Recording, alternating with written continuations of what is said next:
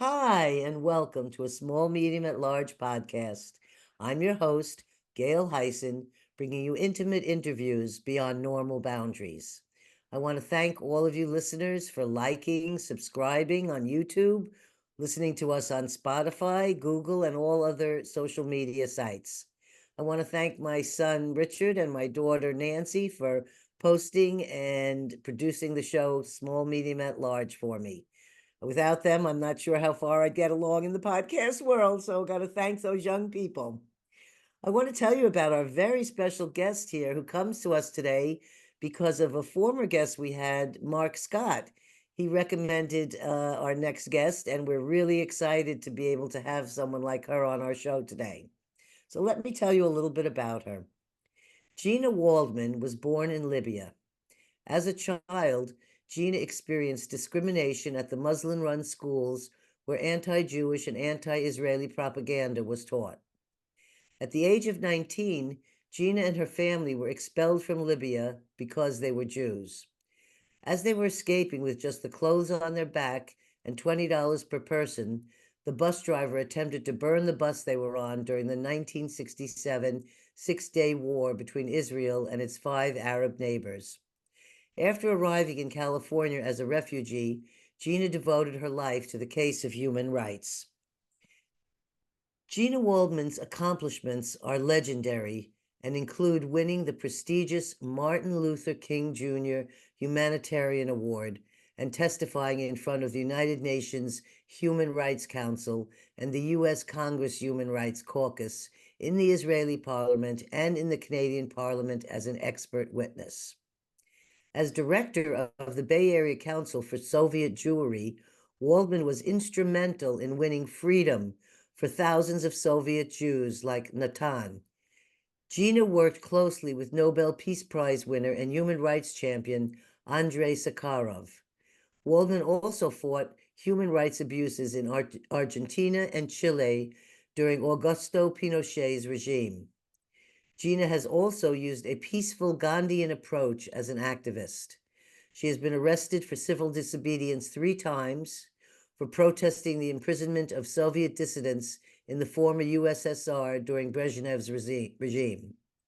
She organized countless demonstrations, hunger strikes, and acts of civil but peaceful disobedience in front of the Soviet consulate in San Francisco to gain the freedom of Soviet dissidents. In the 1990s, she worked to settle Muslim refugees from Bosnia in the San Francisco Bay Area. After 9/11, she founded Jemina, Jews Indigenous to the Middle East and North Africa, to tell the story of exile of the nearly 1 million Jewish refugees expelled from the Arab countries. Gina speaks 5 languages and has traveled from Afghanistan to Pakistan, India, Ceylon, Indonesia, Myanmar, Nepal, most of Southeast Asian countries, South America, the Middle East, most of Europe, and more. Her passion is to learn about other cultures and traditions. Let's welcome Gina Waldman here today. Hi, Gina. Hi, thank you so much for having me on this most diverse show and very different than I have experienced before. Oh, thank you. I am very excited to have you here, and I just realized something as I was reading about the Six-Day War. I was 12 years old at the time in 6th grade in New York City, and our teacher was named Mrs. Dory, and she only taught for 1 year in that school, and she was married to a general in the Israeli army. And when the war was on, we did no classwork. We had the radio on in our class. She was listening to every bit of news, kind of biting her nails, praying for her husband and others while she was here in the United States with her 2 sons. And she was a teacher that taught us so many different things that no other teacher we'd ever had did. And it was she changed our lives in that 6th grade class. And I realized that's the only reason I have any memory or connection to what went on there at that time, because of her being our teacher. but I want to go into your life and your child. But when I just read it, I just remembered it this second, so I had to share with it. So tell our audience how you grew up in Libya and some of your experiences you had as a child, and if any of those experiences ended up leading to what you ended up being as your career or your life's work or the things that you've accomplished. When I was, my most vivid memory of a culture of hatred was actually when I was 6 years old, and my mother was walking me to the local Muslim Arab run school for little girls in my neighborhood. And when we walked into the classroom, it was first grade arithmetic being taught, and the teacher turned to the board and she wrote, if you have 10 Jews and you kill 5 of them, how many Jews do you have left to kill? Oh my God. So at that time, I was only 6. My mother was very scared and she was crying and she took me home right away.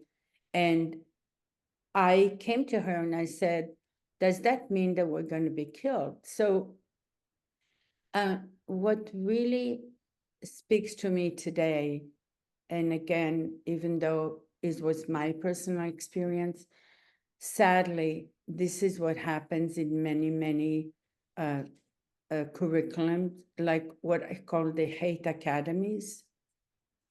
Whether you're talking in Taliban schools in today in Afghanistan, or many Pakistani schools, and of course, we know also in the West Bank and Gaza.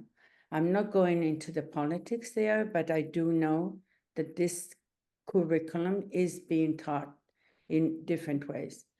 But moving forward, when I was 14 years old, I always had this learning.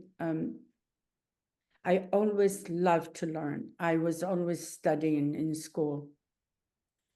And I knew that at the age of 14, I experienced going to Rome for the first time, leaving the country with my mother for medical reasons, because Jews were not allowed to leave the country unless they had a reason. We didn't have a passport.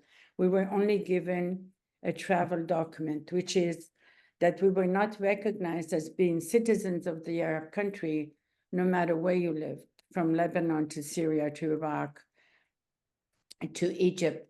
Jews were non-citizens, and we had to be treated as such. Therefore, anytime we had to travel, we had to take what they call a travel document, which is not a passport. No. And this travel document allowed you to only leave the country if another country gave you a visa and accepted that you would go and visit for 30 days or 60 days, and that was it. So I had experienced a little bit of freedom of what it was to be Jewish and not to be afraid when I was 14, that I traveled with my mother to Rome. So when I came back, I decided that I wanted to go to boarding school in a foreign country. And my dad had friends who sent their children to boarding school in Switzerland. So I started screaming and yelling and throwing tantrums, and my parents wouldn't have it. They said, you're 14, you're crazy, you're not going to go by yourself to a foreign country to study.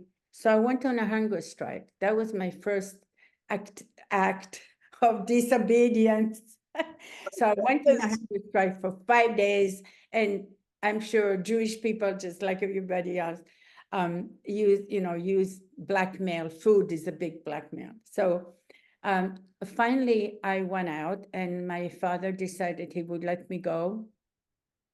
So here I am, 14 years old, a nice little chubby girl, gets on the plane.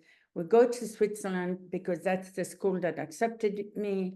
My father puts down a very heavy like a security deposit to the authorities to make sure I was going to come back. Oh. And I land actually I land in Geneva, I believe.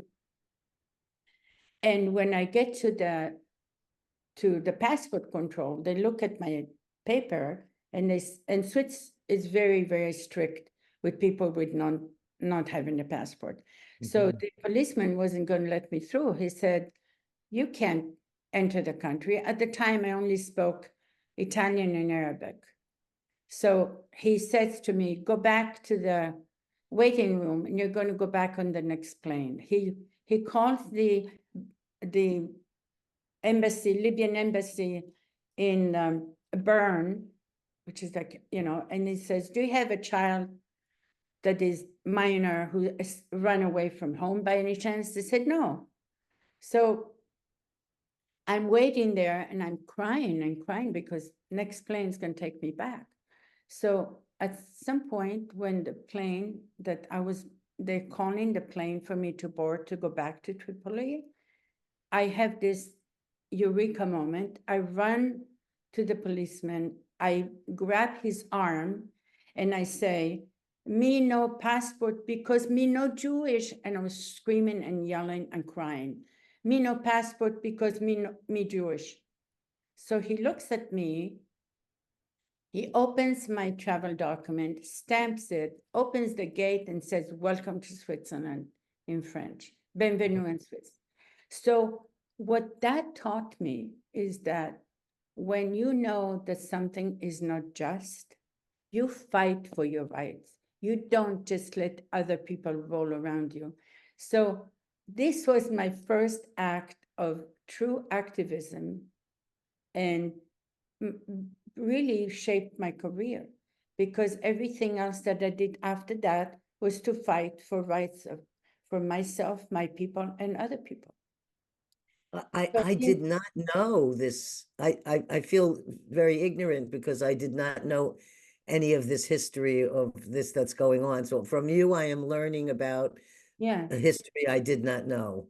So when I speak about my history and the laws that were implemented against the Jews of the Arab countries, the very same laws, but very small variety, apply to Syrian Jews in Syria, in Iraq, in Yemen, in Egypt, in Tunisia, in Morocco, and in Algeria, varying a little bit. In Algeria was a little different because Jews of Algerian descent were actually considered French, and they had French nationality. So when Algeria got their independence, the Jews just left. It was completely devoid of Jews because the Algerians afterwards started persecuting them. So they didn't want to stay. They went to France, most of them. I just wanted to ask back before we move, because we're up to the teenager. I just want to ask back, when you were a child, 6, 8, first of all, that horrendous mathematical example would have I would have had nightmares after that. Did you have brothers and sisters that you were growing up with, or were you an only Yeah, child at the time?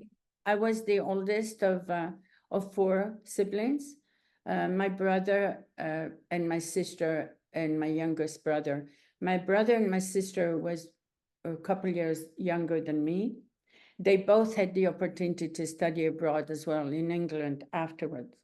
And actually, they were not in the country when we escaped. Only my youngest brother did.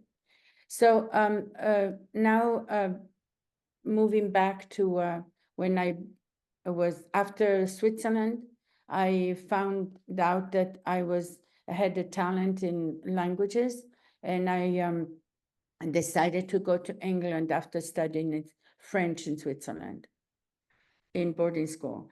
And I did have also some anti-Semitic incidents while I was there. There were several kids who called me sale juif, dirty Jew, Oh, and so forth. So that was again, but was nothing like what I experienced in an Arab country. So eventually, when I went to England and I studied there, I had enrolled in a school for translators and interpreters, the same school in Switzerland where a lot of people trained to become interpreters and translators for the United Nations, the same school. Wonderful.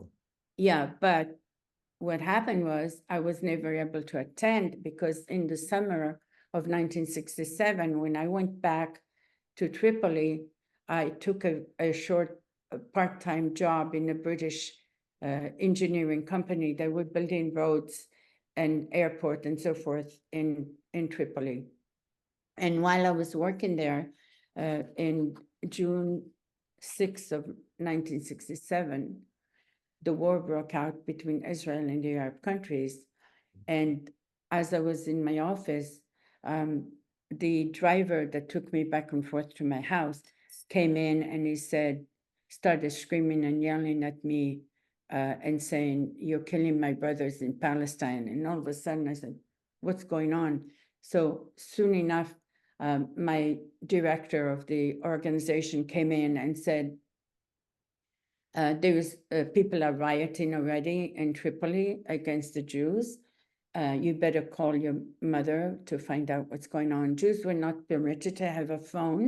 So my mother went upstairs to the neighbor's house, which was an Egyptian Arab family. And we talked and she said, "Don't come home because our whole building, my father was a builder. Construction.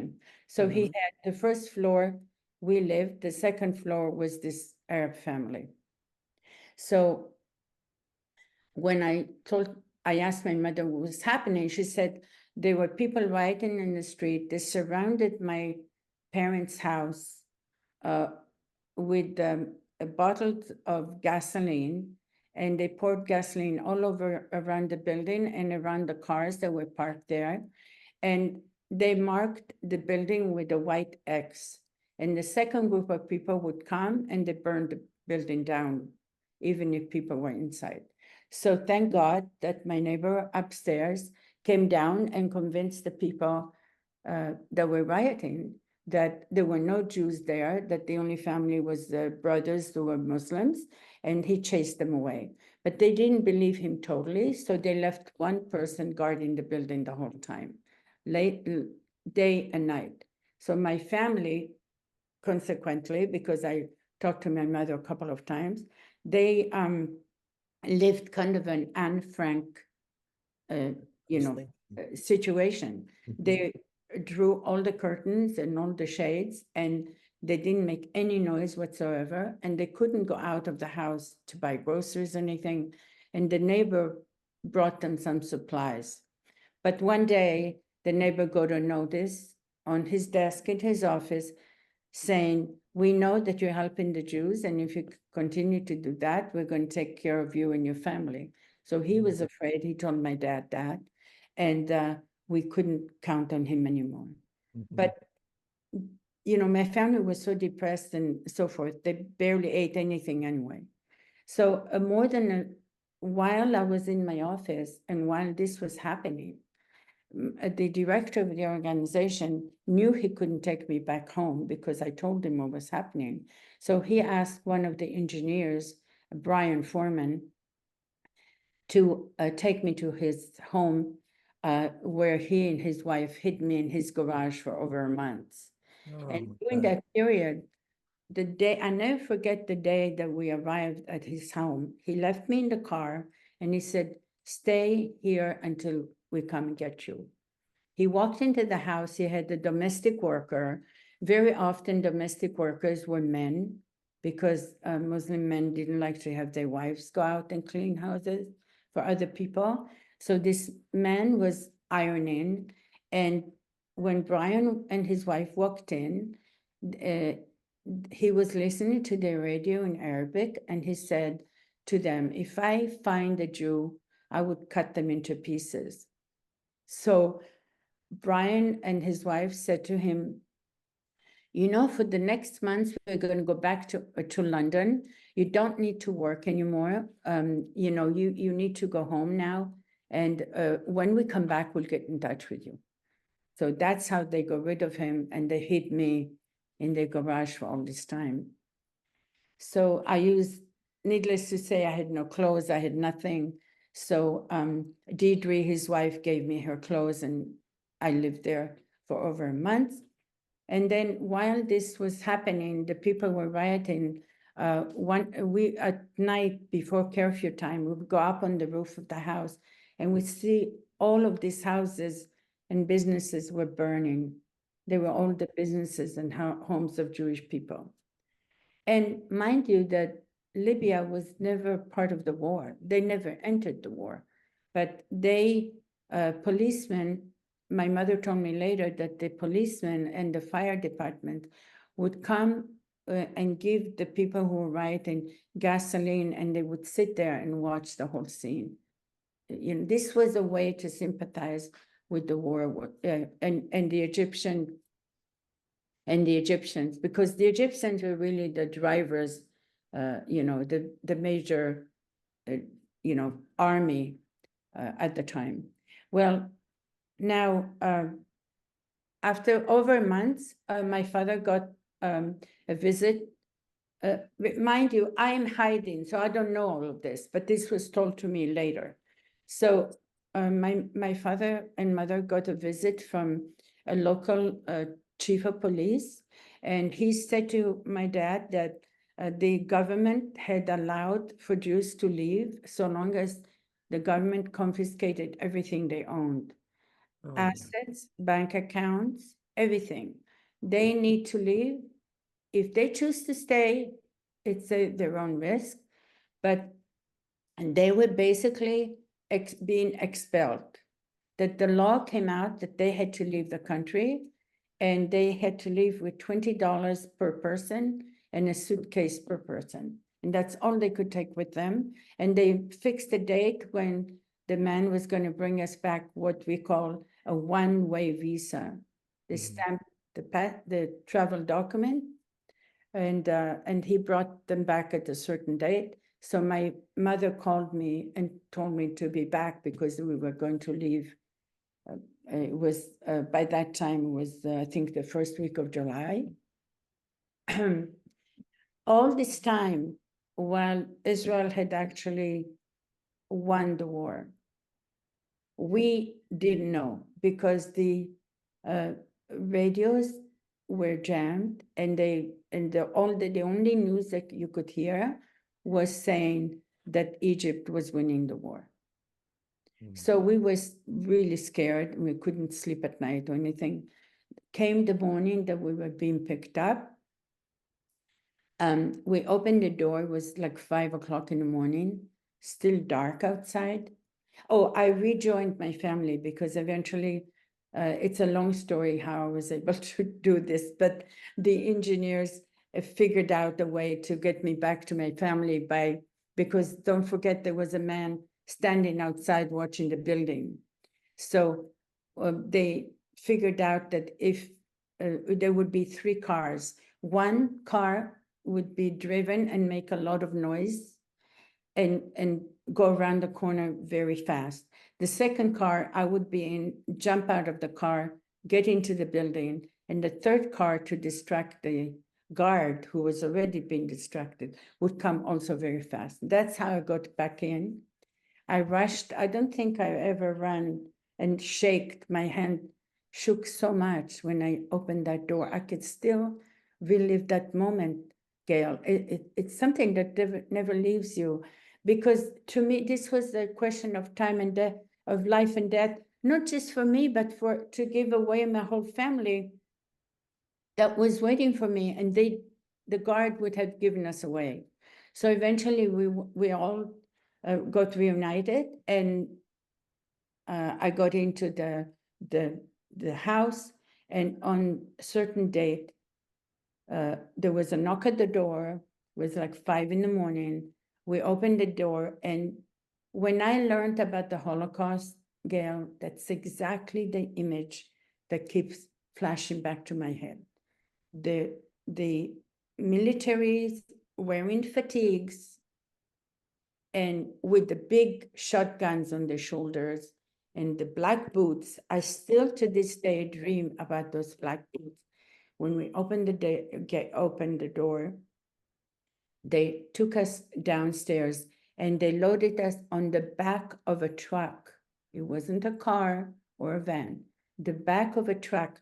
My grandmother and my grandfather were 80 years old. They had to climb up on the top of a truck.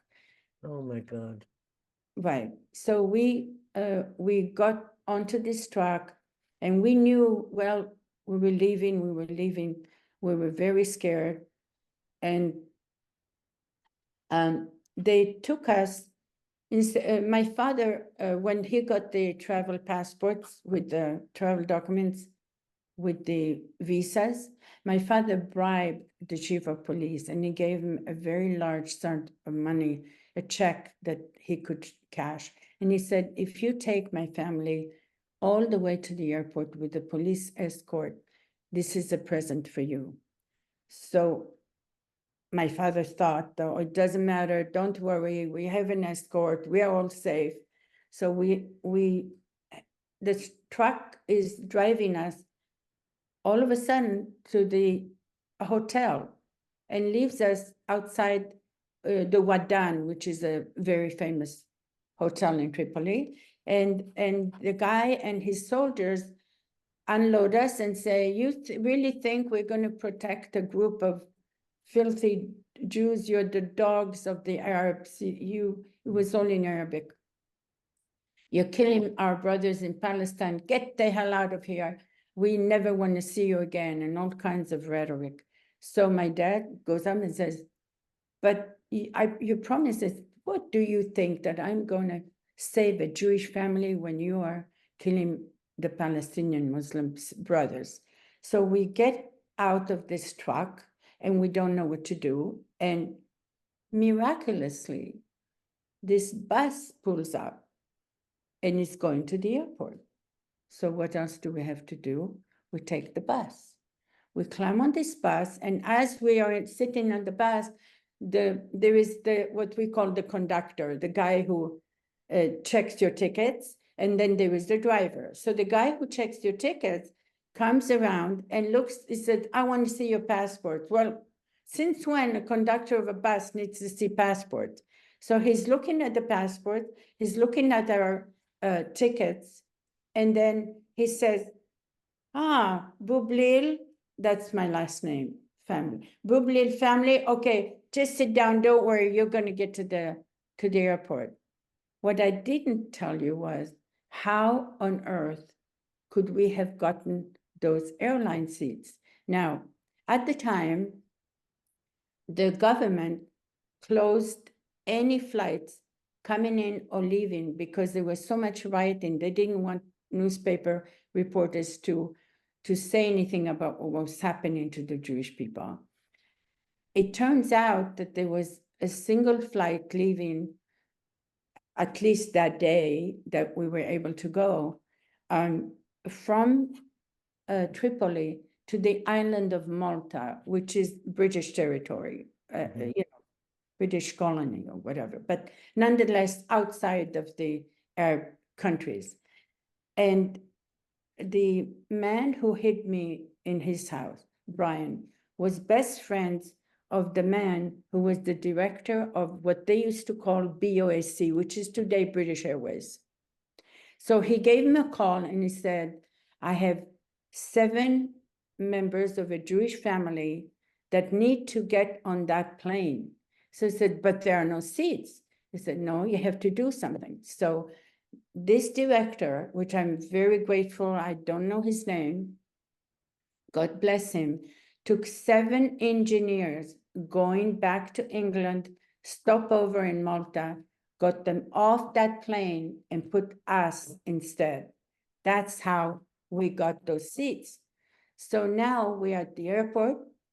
No, I'm sorry. Now we're on this bus and already, the bus is driving, and halfway to the airport, the bus pulls over on the side. Sorry, this The bus is filled with Jewish Just families, or just you? just my Just family. you? Huh? Just your Only my family? family. Oh, My grandparents, my parents, my uncle, me, and my brother, 7 people. My other two siblings at the time were still studying in London. They didn't assist to this terrible scene. They were still in school there. So the bus pulls over to the side of the road, and we don't know what's going on. And we're asking, what's going on? What's going on? So I went up to the conductor and I said, what's going on? Because I saw the driver pull out the lever and he kept going outside to check under the bus, and I didn't know what was going on. So he said, don't worry, we have a little mechanical problem. I'm going to go and get for some help. And I said, but you were going to miss the flight, what's happening? So he pushed me on the seat and he said, you are just a Jewish whore, you're killing the Palestinian people, shut up, I'm going to run over and get you a taxi. I wasn't going to believe that. I could tell that there was something obviously going to be happening to us. And we had heard previously that the family had been taken instead of the airport to a remote area and murdered. So that was, actually it did happen. It wasn't just a rumor. So I decided as soon as he left, I waited a few minutes and I grabbed my passport from my mom and I said, if you have a chance and you can flag a taxi, just go to the airport, I'll meet you there. And of course she was pulling me and she didn't want me to go, but I ran out of the bus and I started, running and looking for a phone. So don't forget, it's now like 6 a.m. And it's still pretty dark out. So I passed by, you've been to Asia, you've been, you're walking on kind of not quite the main road, and there's this little chai shops where the men are smoking the targila, the pipes, and they're drinking tea. So lo and behold, I'm walking and I realize these young people are sitting drinking tea and they are listening to the radio, and Jamal Abdel Nasser is giving a speech. Oh my golly, if I just even passed and they figured out that I was a Jewish young girl, they would not just kill me. That would be the easy thing. God knows what they would have done to me. So I decided to still pull as much courage as I could and walk as slowly as I could, and not to show I was fearful that I was running. They were so entranced in this singing with Jamal Abdel Nasser and taking the hymn and all this, they ignored me, which was really a miracle in itself. Eventually, I get to a small gas station and there was a young man, Arab young man outside who pumps the gas. And I always tell the students, learn other languages, you could save your life. And they don't understand why, and I tell them why.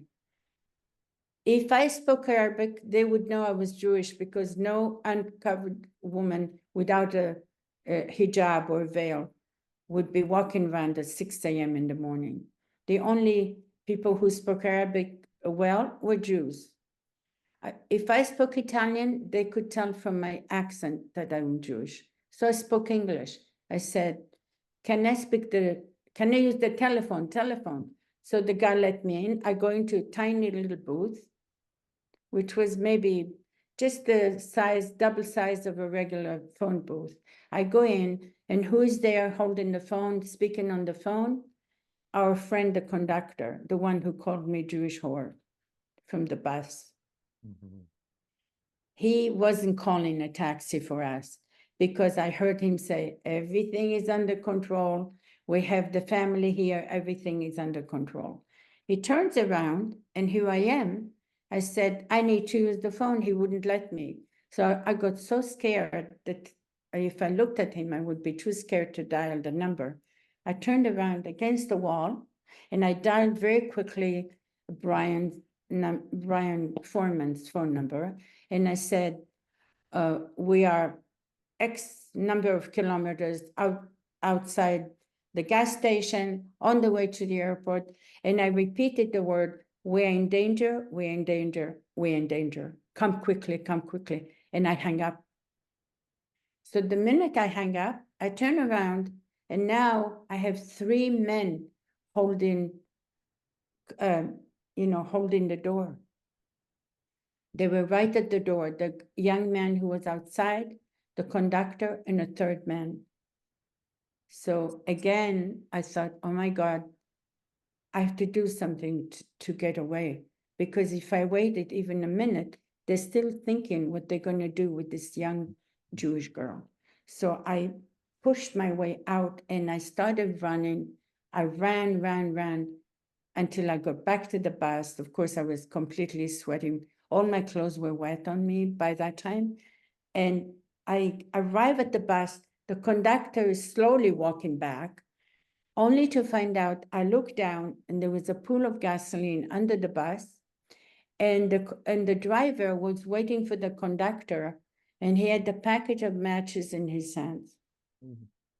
It was then that I realized that the life of all of my family was in the packet of matches. One match was gonna, kill us all. So I didn't want to panic my family. I didn't want to go up on the bus to say anything to them, because if they left the bus, it might even get worse. So I decided, like a crazy person, I was just everywhere the man moved, I moved. My eyes were only looking at his hand with a packet of matches, nothing else. I never looked who was. All of a sudden, I see more and more peasants and farmers coming on donkeys and just walking, and there were farmers going back to their farms, and the mujahideen, was calling to prayer, how they call to prayer, and I was hearing the word Yehud, Yehud, the Jews, they're Jews, they're Jews, and more people, as they heard, would come around, and only what sounded like ours, what looked like ours. Definitely, we see 2 Jeeps come in full speed with a lot of sand, and they were both Brian and his engineer and neighbor, another British guy. They went, they looked at the bus for a minute. They practically grabbed the members of my family because they were so paralyzed with fear. Meantime, I was outside waiting. They grabbed each one of them. They left half of our suitcases because there was no place in their Jeeps. And they said, they were both mechanical engineers. They took a look at that bus and they said, this is, is going to blow up any minute. We better hustle. So they shoved us in their cars, drove us as fast as they could to the airport. We were met at the airport by these BOAC workers who refused to take our luggage on the plane. The man who was in charge of, at the desk, because they hire our Libyan people there, not just British. He looked at our passports and tickets and he said, Bublil family, that's our maiden name, you're not supposed to be here. They took my grandparents who are in their 80s, they stripped them, they looked at every corner of their body to see if they had anything hit. It was all harassment. My grandmother, I'll never forget, she was bawling, she was screaming, she was crying. You could hear her. And they made us fill out dozens of forms ahead of time, which I was shaking, and Brian and his friend were also helping us fill out. So we get to what we call the passport control to get out. And they take our suitcases and they shove them up in the air, so we couldn't repack them anymore. My mother was more courageous. She wanted to take a few silver pieces, maybe her jewelry. My father said, take nothing. They find it, they're going to put us in jail, or you never know. They're going to say you smuggle things out of, this is national treasure, it doesn't belong to you. You don't know what they're going to do. So my dad gave the guy at the passport, he said, oh, don't you have a car?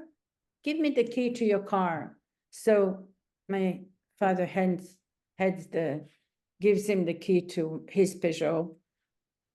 Eventually, we drag our luggage into the plane ourselves. They don't, no workers is allowed, is doing it. We get onto the plane. Finally, the doors are closed and the engine starts. And I start counting the members of my family. My uncle was missing. So I start screaming. Of course, I spoke English at the time already, and the crew was all British, the stewardess and the pilots. So they said, what's the matter? What's the matter? I said, my uncle is not here. My uncle, please open the door quickly. So they opened the door for me. I run down those steps. I go back to where they had the passport control. My uncle is standing and he's circled by a group of the workers that weren't going to allow us to take their suitcases up, the mechanics. They were all wearing overalls, the workers at the airport. One had a knife in his hand, and they were spitting on him and saying, we're going to kill you, we're going to cut you into pieces, you're killing our brothers in Palestine. And so I run into the circle, I grab my uncle who couldn't move, he was so paralyzed with fear. I hope nobody will ever experience paralysis through fear, because you can actually get killed or shot just because you don't move fast enough. And he couldn't function. He was blocked. So I pulled him, and it was pretty hard for me to pull him onto the plane. We get on the plane, we eventually make it to the island of Malta. And when we arrive, who is greeting us? They get us off the plane, and there's ambulances, there are stretchers, there are police, there are nurses, there are doctors. And my father said, what's going on here? The pilot and the stewardess had radioed, in those days, you radioed in ahead of time, and they said, there is a family that must have had the most incredible trauma. You have to meet them with medical assistance. We never said a word to them. You could see from our faces what had happened. So my father said, don't say anything, don't accept medical help, because we have so many Jews in the community that still have not gotten out.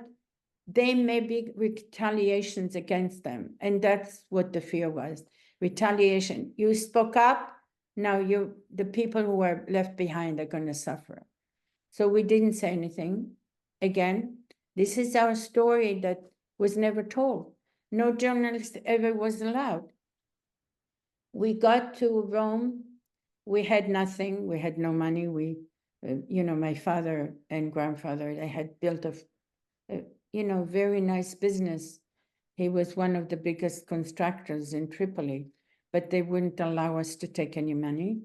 So we lived in one studio apartment, 7 of us, and my brother and sister came from England. So we were 9 by the time they came, and we spread out on the floor. The woman who rented us the house, the apartment, we couldn't afford anything else. She was very sympathetic. She knew we were many people, but she, tried to help us. And it was a furnished place, so we tried to arrange as many. Imagine 9 people sleeping in one room. My sister and I, because there was no more room on the floor, exchanged sleeping inside the bathtub. Inside the bathtub, we put a blanket and we tried to sleep as best we could. And we took turns.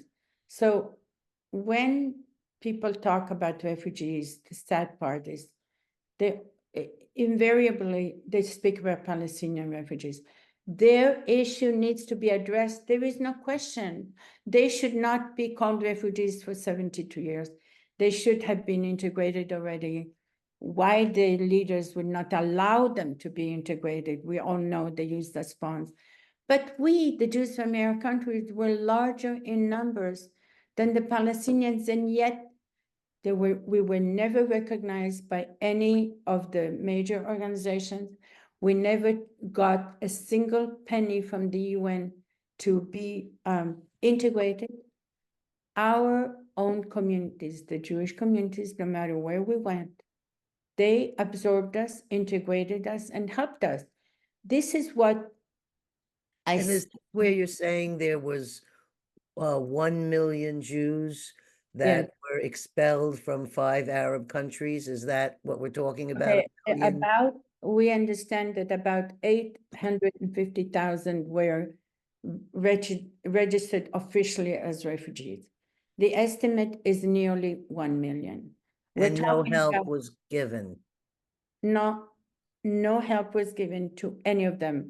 I think there was some money that was given to either the Egyptian Jews or something, but it was a very small amount of $20,000 or $30,000, which was, by the way, reimbursed by the Jewish communities after.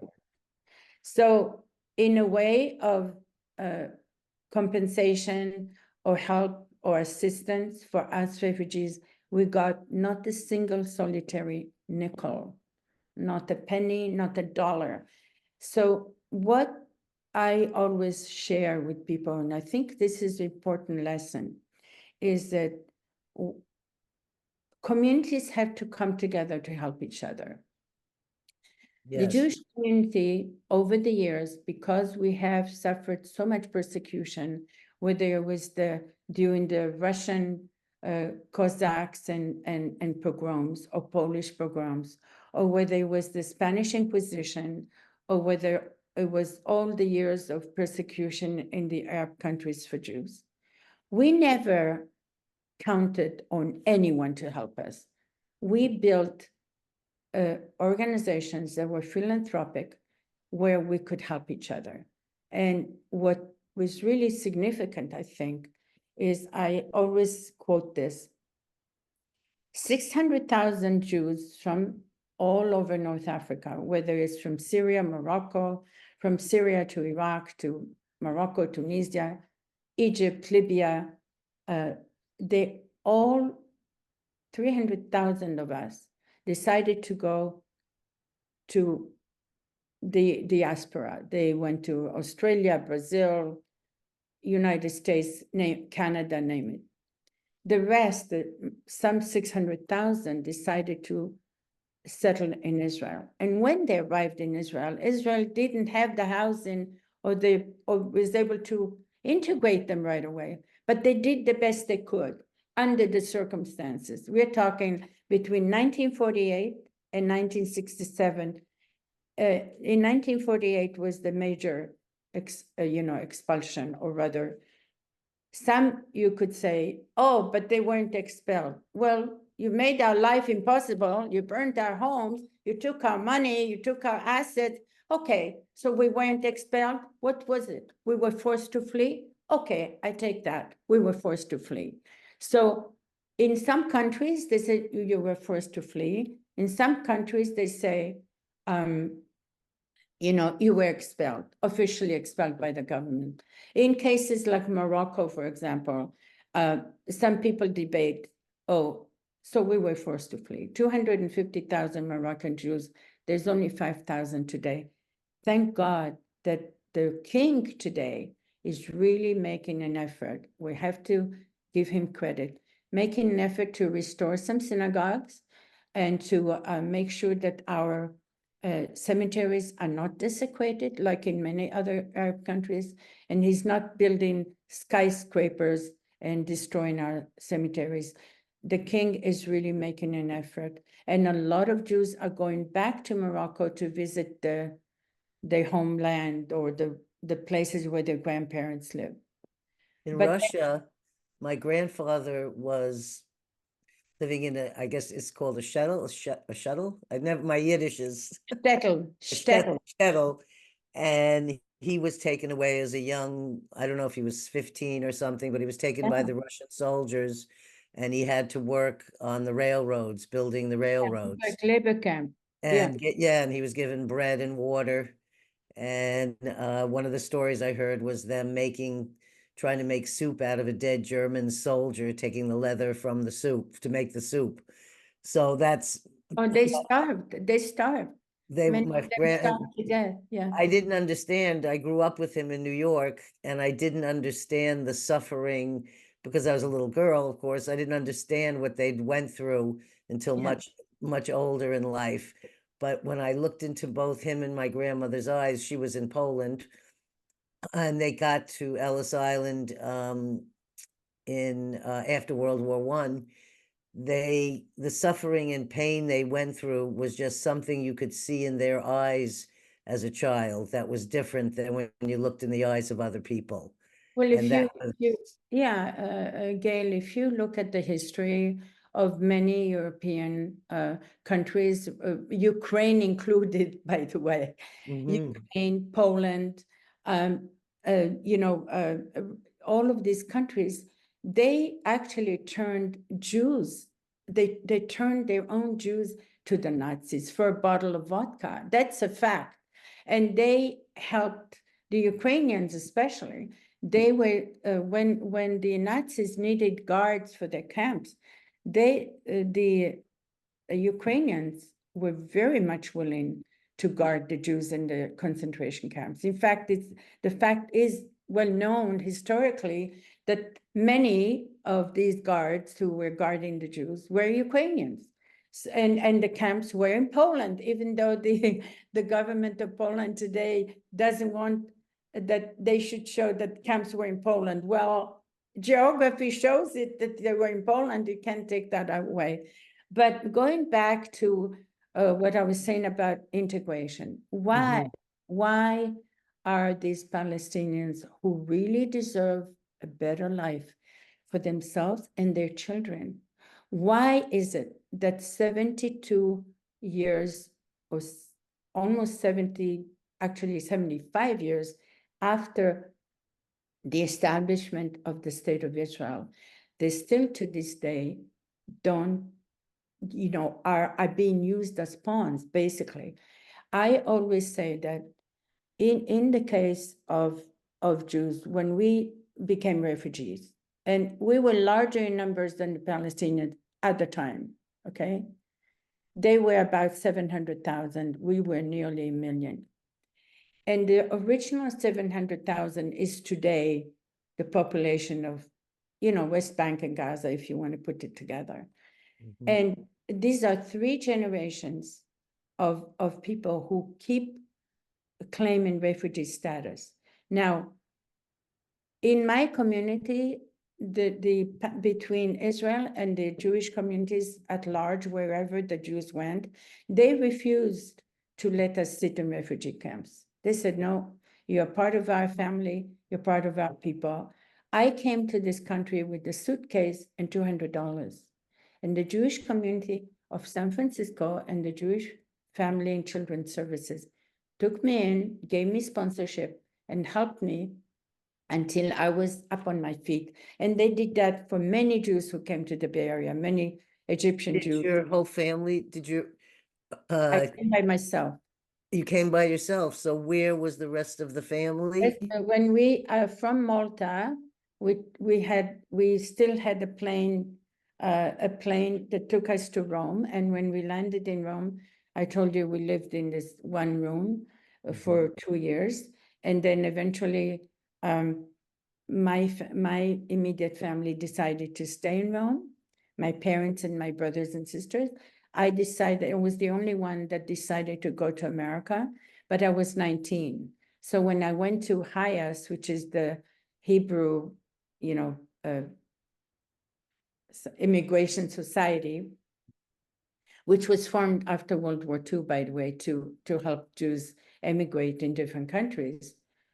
They said to me, you cannot emigrate, you're only 19, you're going by yourself. You have to have your parents' permission or go with your family. Well, my family wasn't going to go to America. I never told them I was going to America. They wouldn't let me. So I decided to go See, you were an independent woman at the age of 19. before it was becoming fashionable. Yeah.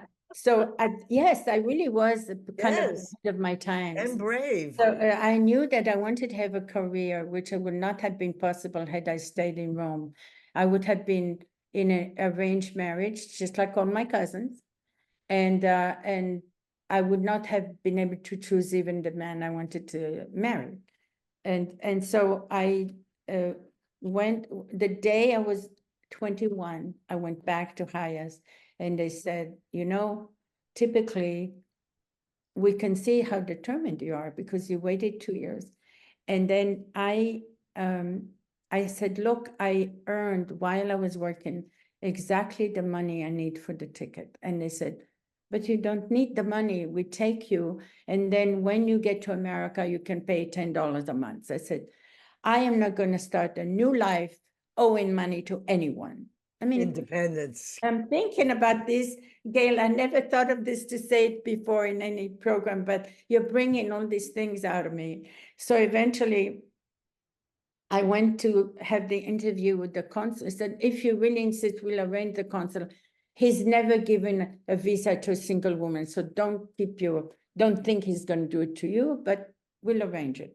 So I go to the consul, and I said things to him that he must convince, because first of all, most of the people who were going were either from Russia, Poland, Egypt, someplace, and nobody spoke English. My English was fluent already. Don't forget, I had studied in England, and I had worked in Rome for an American company. So they said, typically, the guy said to me, I have never taken a woman, single woman by herself to go to America on her own, but you have, I never forget that expression, I didn't even know it. You have marketable skills, whatever that's supposed to mean. So he said, so I'm, betting on you. He said, I'm betting on you, and I'm going to allow you to go. I arrived in the United States. I got a job 3 days after I got here. I didn't want to own. I walked into a bank and I said, I speak languages, you have to hire me. The director came over to me and said, no, we don't have any opening. You can't work here. But he was German. And he said to me, but you're not from here. Where are you from? He took me to his office. The first time ever, Gail, that actually I told my story to him. It came out of me, I think, knowing the work you do. I went like in a trance.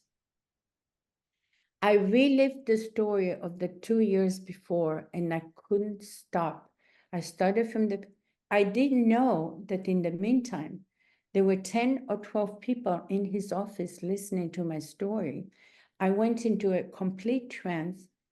I relived the story. I didn't see who was around me, whether they're interested or not. You couldn't hear a pin drop. And then at the end, when I clicked out and came out of my trance, I look at the people. There wasn't a dry eye in the room. This guy gets up from his chair and says to me, we didn't have an opening, but we just made one for you. And he hired me. These are the stories that are so important to share, because not only does it talk about the traumas and tribulations that you as a young woman, young girl, were so strong and brave to stand up to, but it also shows the willingness and kindness of the human beings that we have on the planet. That doesn't matter whether they're Jews or they're Arabs or they're whatever they are, none of that really matters. There are people that actually have a heart and care about human beings, which makes me want to, since we're on our 1 hour, I would like to go from I hope you're about not boring the people that are listening. No, I was holding back my tears in the beginning of your story as well, but I would like to talk about how, now that we know the background of what you were coming through, what motivated you and how you decided to get involved in human rights, I know has to do with what you went through, but could you share about the most effective ways in advocating for the causes you were fighting for, and about the fact that you received the Martin Luther King Jr. Humanitarian Award? Yes, And after we talk a little bit about that, then I'd like to talk a little bit about the present, which is the organization that you founded that other people would like to know about as well. So yes, let's go to your choice now from this background to you dedicated your life to human rights, and it was for not just Jews, you were yeah, human rights all around. yeah. Can you talk about that? These, whatever time it takes, these are stories that should be. Yeah, uh, well, I think my career and what drove me more than anything else was really, like I said, my story. I Yes. when I came to this country and I got my first regular paying job, and I discovered that there were Jews in Russia that were being persecuted and couldn't get visas to get out of the country, it spoke to me. This is what was happening to us in very varied ways, but nonetheless, I could identify. So I started working for the Bay Area Council for Soviet Jews, an organization that helped. It was just at the beginning, it's like 1971 by that time, that just people started finding out more and more about how Jews of Russia were persecuted and were not allowed to go to Israel or anywhere they wanted. So I joined a lot of demonstrations, and eventually I became the director. And I decided that because you could not save these people through what they call quiet diplomacy or writing to our members of Congress and so forth, I decided that we needed some gimmicks, things that would attract the media and nonetheless splash all over the media and bring the case to a public eye. So what I did was very unusual things. If there was a demonstration, I would ask for 12 rabbis and priests to chain themselves to the gate of the consulate with me. Wow. Of course, that in those days we didn't have social media, but we Right. had what we call AP and United Press Internet, UPI, AP, Reuters, all of these networks. So when the media came, they didn't want to see the usual, let my people go, let my people. But when they saw 10 rabbis chained to the consulate, being arrested, that was news. But did we do anything violent? No. And you say you had 10 priests as well There was. chained. Did you say you had 10 priests as well that were chained to No, the? no, we had a few priests, but there were more rabbis than priests. But were, in But fact, still, they were working together. yeah, they were working together, and we had, for example, one time I had Joan Baez came, we asked her to come, and she came, and I said, "Would you be willing to speak on behalf of Alexander Solzhenitsyn, because he had been put in the gulag?" So we tried to get I was with my imagination tried to do things that were unusual, and so And that without violence. Those were not violent acts. none of it was violent. And when I was arrested, for example, one time, a reporter said to me when I was inside the consulate and I wanted to have a sit-in, they called the FBI, and the reporter said to me, "If you get arrested, I have a story for tonight. If you don't get arrested, I don't have a story for tonight." So I said, "You got your story." So comes the FBI guy, and he said, "Oh, not you again," he said, because he'd arrested me already. And then he whispers in my ear, the FBI guy inside the consulate whispers in my ear, and he said, "Do you want me to cuff you? Because if I do, you get more media." I said, "Cuff me." And this is, we have to take opportunities when we have them.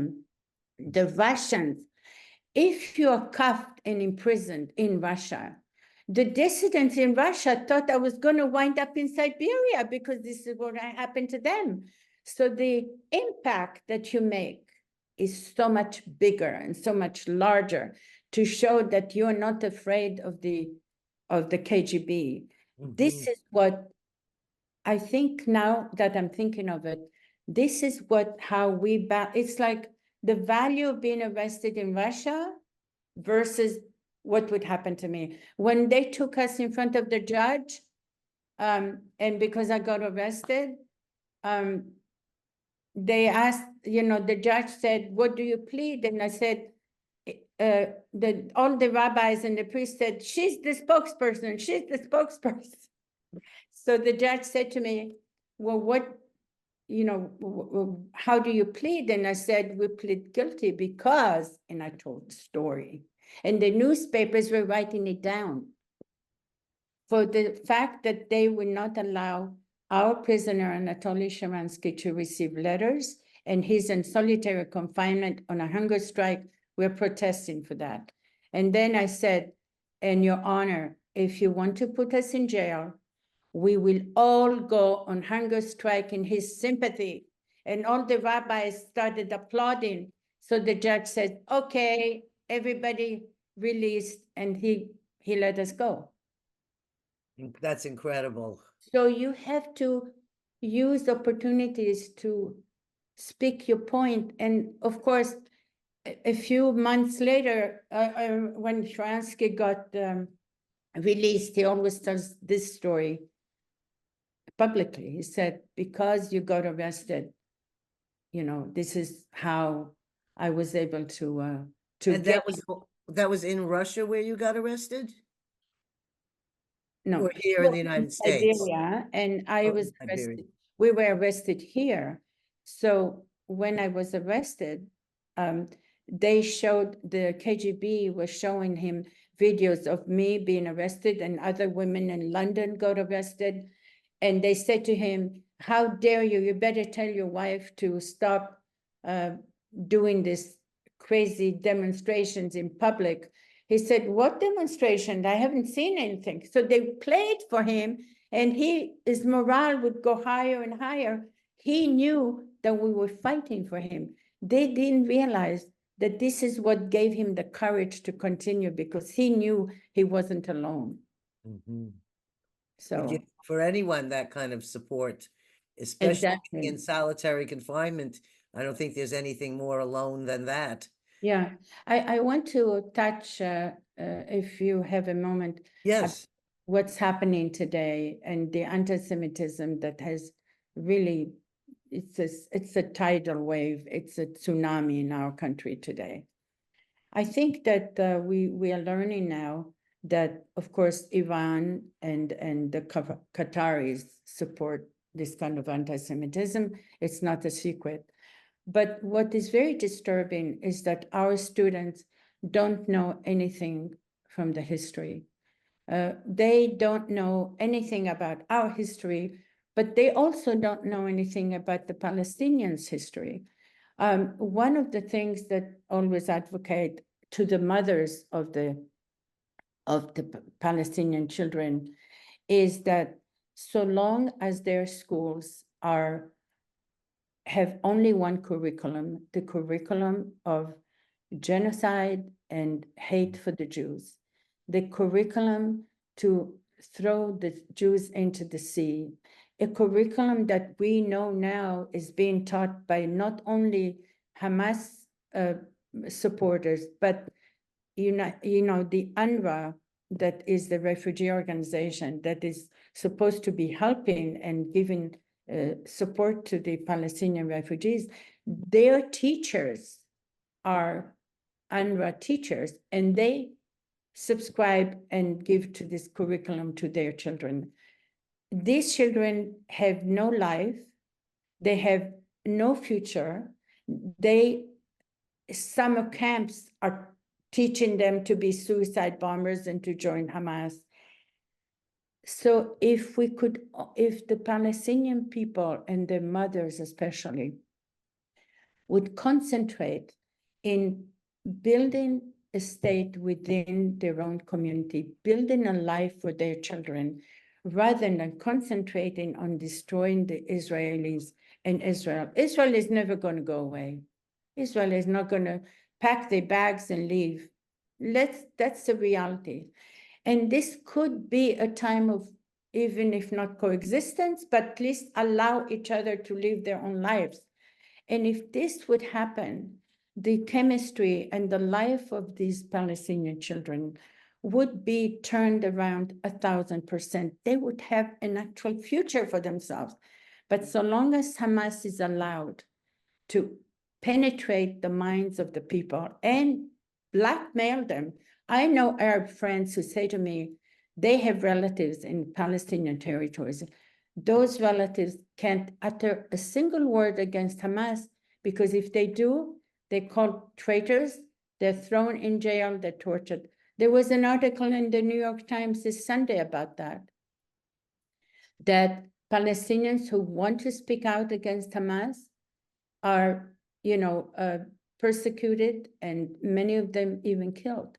So is this how, happening the same in Israel? Or I'm not politically involved. yeah, My no, husband is, and he's enough for yeah, 20 people, but is the same kind of propaganda, or whatever the words would be, being, because then you have to understand, when you yeah, hear that a teenager or something does certain things, you have to understand then that they have been brainwashed for many, exactly. many, many years. So you have to also give a Yes, forgiveness to the fact that they didn't really have a choice in certain ways, where their yeah, mind they is don't, their own.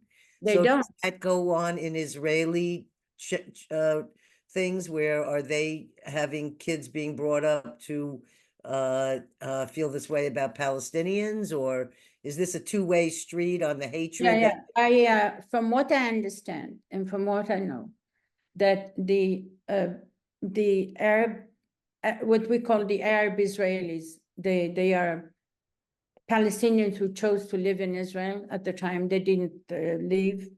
They have their own schools and their own curriculum, so I cannot speak to that. And the Bedouins also. But from what I know, constitutionally or by the laws of the land, Israelis do not have a hate curriculum against any of the ethnic groups. They have a lot of Christians. We have Bedouins. They have a lot of Kurds. They have, many different religious groups. They have Ethiopians. They have a lot of Russians are not even Jewish, okay? So they are not allowed to have hate curriculum. Now, if you happen to be from a very religious group, or this, what I call some of these fanatics who decide they have their own messianic thing, that I cannot speak to, I'm not an expert, but they usually have religious, they learn only the Torah and the more about the Torah, but curriculum itself, they don't even have a secular, some of them don't even have a secular curriculum, like science, as we know, science and so forth. But in Palestinian territories, that is the only curriculum. That's all they learn, is how, you have 10 Jews, you kill 5. How many do you have left to kill? And the part that is very dangerous is that Hamas is allowed to operate with impunity, even within the West Bank. And the West Bank leaders are completely corrupt. Palestinian people have to start fresh. They have to have a clean slate, get rid of all the corrupt leadership that steals all their money, by the way. Some of these Hamas leaders live in big villas outside. In Qatar is one of the biggest, most big supporters of Hamas. And it's very sad. Well, I want to go to a happier thing, Yes. which is the fact that you founded a organization of Jews indigenous to the Middle East and North Africa. And I was wondering, first of all, I'd like to read the website so that anyone who's not watching on YouTube and just listening, it would be www.lowercase J I M as in Mary, E N is in Nancy, A.org. Jews Indigenous to the Middle East and North Africa. And this is an organization that you founded in the Bay Area. And I was wondering if you could tell us what kind of work it's been doing to help make a difference and what your whole original idea was in founding this. I was inspired by an Egyptian, also refugee, by the name of Joe Wahed. This man kind of basically approached me and said, "You've worked for our Ashkenazi Jewish community, you've gone to Russia, you've done so much for the Russian Jews. Why don't you start an organization about us, tell our story?" That's how it kind of started. And it started after 9/11, because I realized that many people were told or read that, oh, these poor people who did the 9/11 were underprivileged, poor Muslims, and that's why they were so desperate. It was completely false.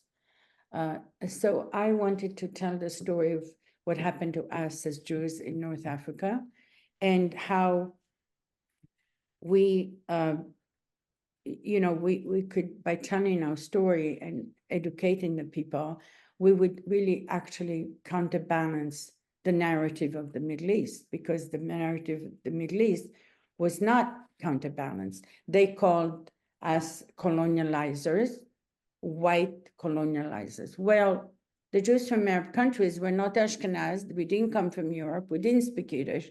We spoke Arabic. We have much more in common with the Palestinians and the Arabs than a Jew from Poland or from Ukraine. And so we wanted to bring that to the table and to also educate majorly our own Jewish community, who also thought all Jews were from, European countries, which they're not, because Right. I'm not a highly intellectual person, and I haven't studied the history of the world. And when I was reading all the information, it was all new to me. exactly. So that's why I'm so glad we're having this show, because I may not be the only person that really was You're not. ignorant that there were 1 million Jews in Arab countries being expelled Yes, and in 1967 and on. exactly. Starting from 1948, when Israel became a state, that's when the expulsions and the, fleeing of the Jews started. And then they closed the door because they didn't want to give us visas anymore, saying they didn't want to populate Israel with more Jews. So we had to either escape, or in this case, they didn't allow us to leave at all until there was the war. But the war was kind of conducted on two fronts. You had the war with, armaments and tanks and so forth, and the killing of soldiers and so forth. And the other type of war that was conducted by every Arab countries, whether they were part of the war or not, like Libya was not part of Tunisia was not part of the war, was by expelling the Jews. That was in support of the Palestinians. Said, okay, you're out of here. We don't want you here. And they basically ethnically cleansed us. The only Jews that are left all throughout North Africa are 1,000 in Tunisia, 5,000 in Morocco. That's it. So back to what we were talking about with, and am I saying it right? Jimena? Jimena, JIMENA.org, Jews Yes. Indigenous to the Middle East and North Africa, because we were indigenous. We have been in the region in places like Iraq during Babylonian times. Some communities date back 3,000 to 4,000 years. The Libyan community dates over 2,500 years, since the Romans brought Jews as slaves from the Roman, what they called Judea, and they brought them to North Africa. So this organization you've had over 20 years now. Yes. So tell me about what's the kind of work that it's done. Has We it? we are now doing a lot of work to fight. I don't know if you've heard about this, Gail. It's very disturbing. Anti-Semitic curriculum being presented and being passed and used in different schools. It's called the Ethnic Studies curriculum. It That's is, in the United States? it started in California. Oh, And it was vetoed by our governor, but nonetheless, the schools are in many cases allowed to use it, and they're not forbidden to use it. And this curriculum presents Jews as colonializers and oppressors and money greedy people, which is the same tropes we heard during the Nazis. So why is Jimena, other organizations, of course, Jewish are also fighting it, for sure. But the reason I think that we feel almost like something so familiar to us is because this is how we grew up. This is the kind of curriculum that was presented to us and taught to us in our countries. And it's very scary as to, in any country, in any circumstance, curriculum like this, a child is 6, 7 years old and comes to school and they're teaching him that Jews are the oppressors, and he's looking at another kid and he said, oh, you're a Jew, you are the oppressor of my people. this is the brainwashing. It's yeah, and then it's very, very scary. So So does your organization help Russian Jews to get out of Russia, or is that part of the program, or? no, actually, the Jews, when I was working for Soviet Jewry, and the Jews got out of the Soviet Union successfully. First, it was a big fight for us to get them out. Eventually, doing what they call glasnost, the Jews of Russia who wanted to leave were allowed to leave. And so when they actually got a visa, they had a choice. They either went to Rome, and from Rome they applied through HIAS to go to United States, or I think Canada, and some of them went to Australia or New Zealand or whatever. And the other group that wanted to go to Israel went directly to Israel. So the ones who came to America, any parts of the United States, there were certain restrictions depending what kind of qualifications they had. Many of them, I would say most of them, were highly qualified, like engineers. That's why today we have Silicon Valley. A lot of Russian Jews made very well, integrated very well, because they had very strong background in math and science, and when they came to this country, they were already educated, in that. Right, so they could get So that even if their language wasn't that great, they took themselves to night school, they learned the English language, and their children definitely today run Google and Facebook and a lot of WhatsApp and whatever. right. But they worked hard, and they pushed their children to study. They weren't. Gail, this country does have opportunities, but unfortunately, not everybody wants to take them. So it all depends what your DNA is and how you're supporting your children or not supporting your children. I know of mothers who sat next to their kids, making them coffee every 2 hours to keep them up so they could study for medical exams. Mhm. And we have other people who prefer to do other things and not push their kids to go. Russians push their children, just like Vietnamese and Laotians push their children. And these kids were already pretty bright, so they made it, and they got integrated very well. Does that mean they should be punished and be told that they are greedy because they make their living honestly? I made my living honestly. My father told me, you have no money, but you have your brain. Well, you had more than your brain. You had what I call the force of nature, where Yeah. there was a strength in you. Force of that- nature. Yes, yes, that comes from a different deep place that we don't Yeah, really have a name for, except I call the force of yeah, nature. And those people don't are unstoppable. So yeah. now, have you retired or are you still currently running and No, participating? And okay. So I don't run the day-to-day, absolutely not. We have staff now. good, We actually have staff, and our director, Sarah Levine, she's fantastic. She grew the organization to where we really want to be. And now she is requested very often. She is she's regularly in touch with the task force of anti-Semitism task force that Biden has created. And so she has accomplished one thing, which is historical really, is that the Biden administration has decided that the story of the Jews from our country should be included in public schools. wonderful. It was never before. Right, We except Florida. Florida's not going to allow it. The Palestinian story is included, but our story is not. And also, she has trained, we have trained 900 teachers to teach about our story. And we encourage, in fact, if there is something I want to say is any school that, or any teacher or educator listening to this tape that would like to have the curriculum, we have it online, or you can write to us at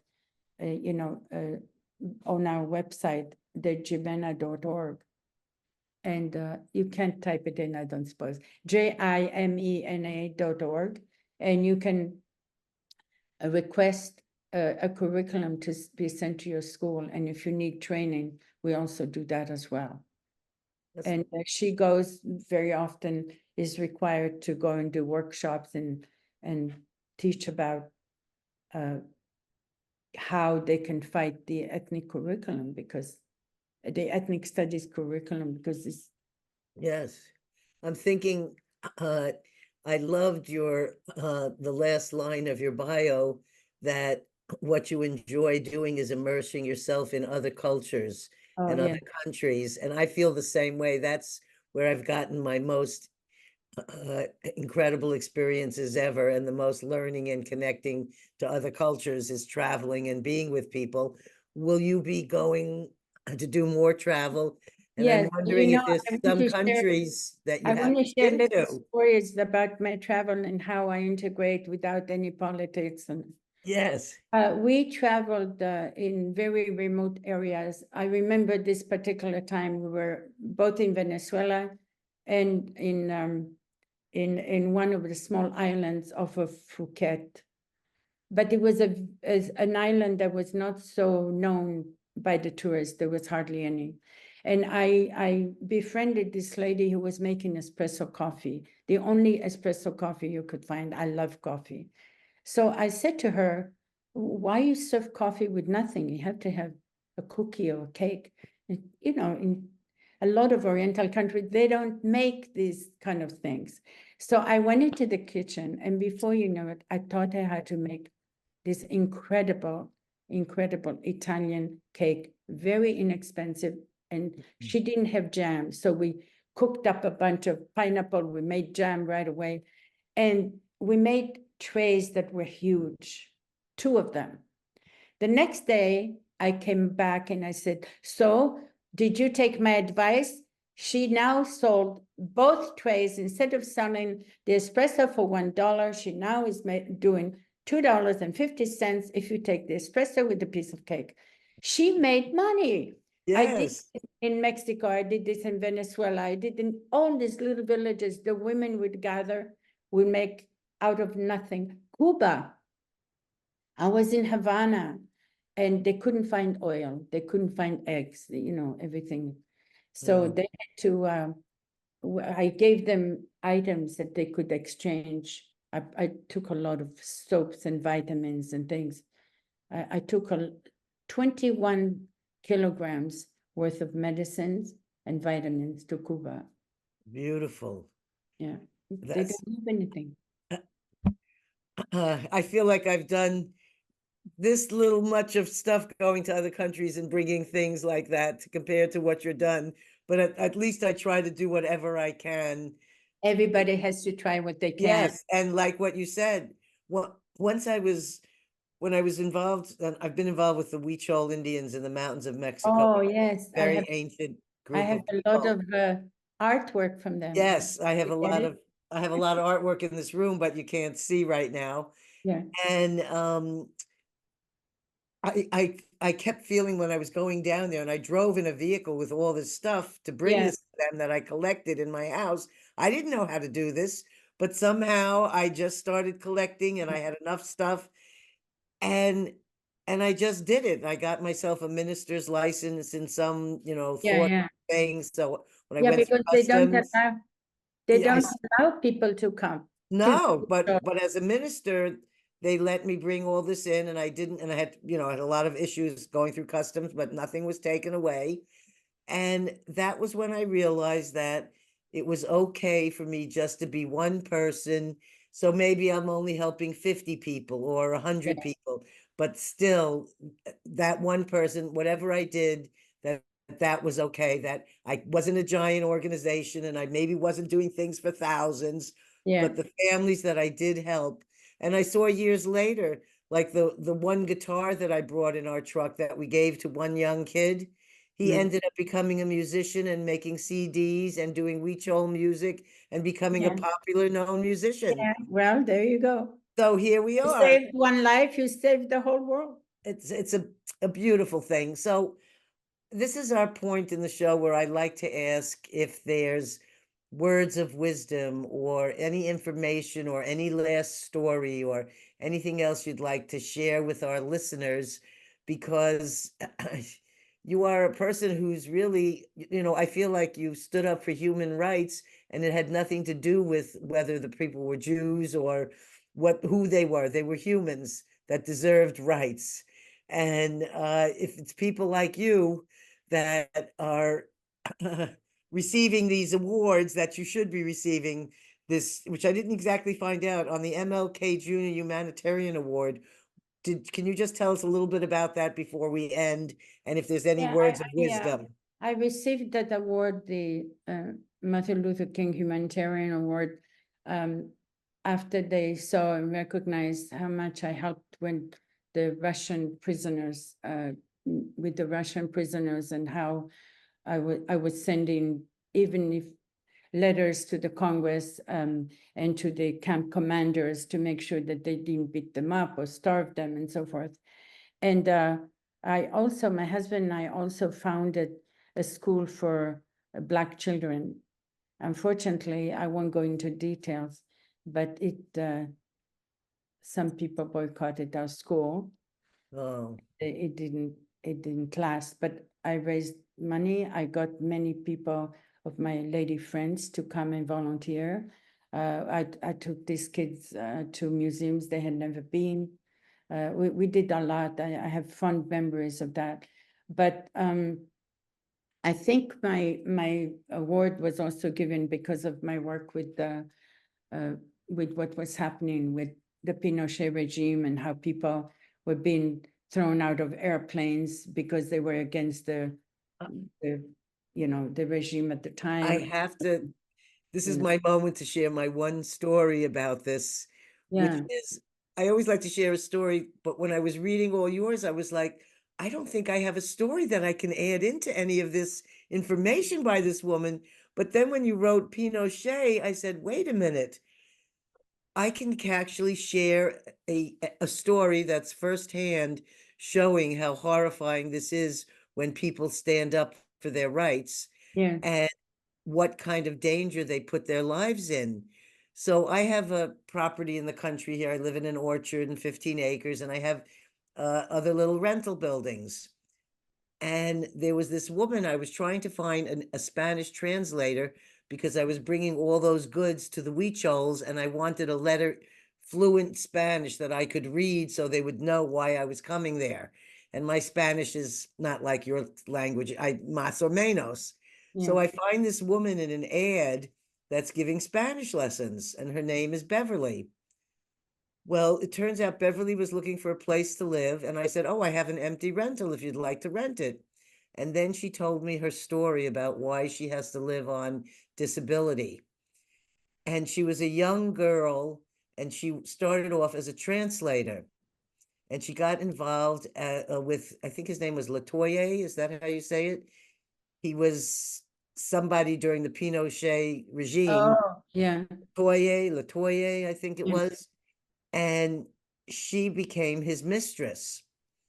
And as his mistress, she met his wife. It was considered an acceptable thing. It wasn't like she was doing yeah. something bad. She spent a lot more time with him than his wife and family. And he came to the United States, and they had done all of these revolutionary things fighting this Pinochet. And they came to the United States, to Washington, D.C., and she would have to, she said, we'd come home and our door in our apartment would be covered in blood. There would be threats given to us. All kinds of things were coming at them. And she said, whenever they would get in the car, before he would turn on the key to turn on the gas, the engine, she said they would kiss each other because they knew that that They might thought be the their car last. might blow up. And she gets a call from her sister, which reminds me of like the man who helped you, Brian. She gets a call from the sister out of nowhere saying, I just moved to Petaluma. Do you think you could fly out here and help me move into my house? It's too much work for me. So she tells Latoya, I'm going to go to help my sister for a week and then I'll be back. During that week, he goes in the car, turns on the engine, and the entire vehicle blows up. So she would have died. Yeah, that's right. And she was only alive to say this story because of the decision to go help her sister move. Yeah. But the stress that she lived under, being with him all those years in Oh, country and then coming back so to this traumatic. country, ruined her entire intestinal tract and her stomach and all of that parts of her body. And that's why she was never able to work again. She had multiple abdominal surgeries, like she was tied up in knots. Yeah. And she really, she did all this translating. She was with him for all these different things. And she was really standing up for what she believed in and could have lost her life for it. Yeah. And this, her, you, these are remarkable women. And I think sharing these stories is very important. People Yeah. don't know the women behind these things that have done this. You should definitely interview her. She sounds wonderful. So, oh, you asked me what else I want to say. It was about the words of wisdom or any story that you wanted to share, and you answered the one about Martin Luther King, the Humanitarian Award. I, So we finished that, but we I end think now with your wisdom. right. I think that I always say that love is stronger than hate, and Yes. when uh, when people learn or decide to hate another human being, whether it's through anti-Semitism or political reasons, uh, they they're hating themselves really, because we have to recognize that we are one people and one human race, and that we need to reach out to each other rather than alienate each other. And I think that our political system is such now that makes people more and more divided. When I first came to the United States, I felt very safe. I felt that this is one country I could live in where as a Jew, I can be Jewish and not have to worry. And now, when I see these students, friends of ours who have children in different colleges, that they find swastikas painted on their dorms, they are, they are being threatened, and some of them even physically attacked, and are afraid to go to school. This is what was happening during Nazi Germany, and this is what is so scary. And the most scary part is that the universities has done nothing to stop it. it is really, really scary, because when you see that major universities who have had a very diverse group of people, when the Ukrainian war has taken place, and it's now at its, third year and still going, I did not see, unless you have, any demonstrations in any campuses throughout the United States against Russia or the Russian students. When some 600,000 innocent victims of Syrians who have been killed by their own leaders in Syria, Muslims, there was never a demonstration against the Syrian regime. We can go on and on. Sudan and Ethiopia. Sudan today is one of the most violent countries. It's like civil war is going on. Slavery is taking place. Raping of women is taking place. I haven't seen a single demonstration. But what is the climax of it all, which really gets me upset, is that on October 7th, which is coming up, it's very appropriate that I'm being interviewed during this period.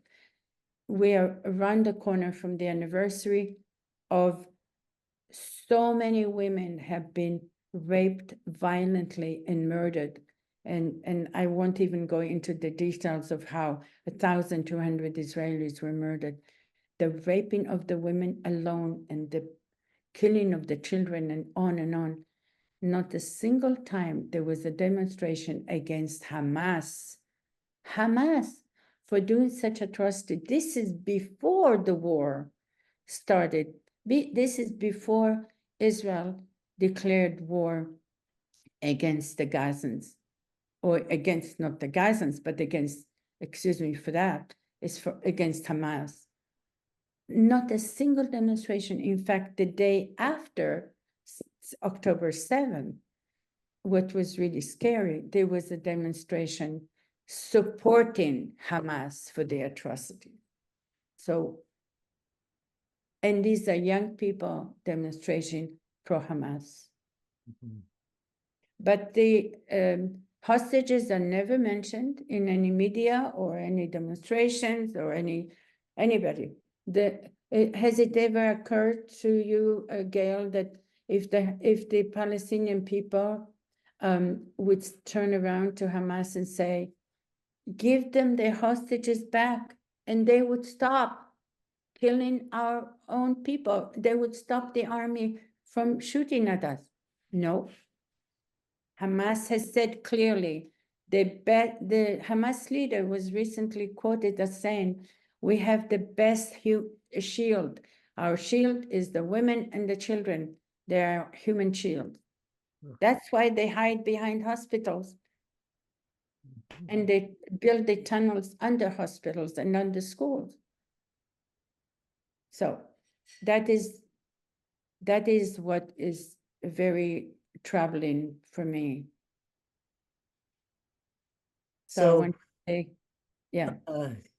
So I'd like to end on a more positive note about what we individually as people can do in any of these situations, which I think is what you had started on, which was having love. Yes. And seeing everyone as one and as everyone as equal. Exactly. And I also want to add this again as a positive thing, is that silence is worse than when 6 million Jews were murdered, they say the biggest guilt is the fact that people were silent. So having done what I've done during my lifetime, I've always learned that staying silent, not doing anything when something is not just, is wrong. You have to do something. Silence doesn't give you a reason. It's actually worse than you're worse than being the perpetrator. So during whichever persuasion you're in, whether you're a Democrat or Republican, it doesn't really matter here. The sentence coming up of, when you see something that is not just, do something. When you see an injustice, do something. So I'm saying, when you see an injustice, when you see something is done against a person of color, or a person that is not ethnically like you, or a person who doesn't have the means like you, and you see that there is an injustice, do something. Yes. You can start with your next door app. When somebody says some ridiculous thing, answer them. When you see something in the newspaper that is not correct, answer them. When you see demonstrators against a certain cause and they don't say anything about the women in Afghanistan and how they've been treated, the women in Iran and how they've been treated, that they're, you know, say something, do something. Don't expect others to do it. Well, my husband is very good with that. I'm going to have to hook you and him up together for a conversation. I think I'd love to. quite lively. All right. So thank you so much for having me on the show, and let me know how it goes. Yes, I and I hadn't even thought of the timeliness, but yes, this will air before And do you have the air in October. do you actually edit it, or do you just I don't edit unless there's an issue. I feel okay. like I'm authentic, so I just like whatever the person's to say, and Yes. I like to say whatever comes up in my mind at the time, even though I write a few notes on the side. I have Okay. my questions, but the one thing that I've had through this is you're my 82nd show is that I've always had people say something they actually hadn't said on another show before. And you said Okay. the same thing. And I just feel like that seems to be part of the magic of this podcast. That's great. All right. Well, so I'll let you go, and thank you so much for all your Yes. questions, and let's hope we meet one day. Yes. And I will send you an email and you'll get the link for the show on the day it comes out. And if there's any places for you to share it or on your Oh, website, we will definitely share it. that'll be wonderful. And I don't think this will be the last time we speak to each other. So we'll talk Thank again you, soon. and bye to all the viewers. Oh, thank you so much. And just hang on there for 1 second before I close us out. So I Sure. want to thank all you listeners for joining us today. You know, you can find us on YouTube, Spotify, Google, and all other media sites. And I want to thank our guest today for sharing some very intimate and incredible stories. And I want you all to remember, and here's a perfect show to talk about sharing your stories, because remember, stories can heal. So thanks, everyone, and we'll see you again in 2 weeks. Bye-bye.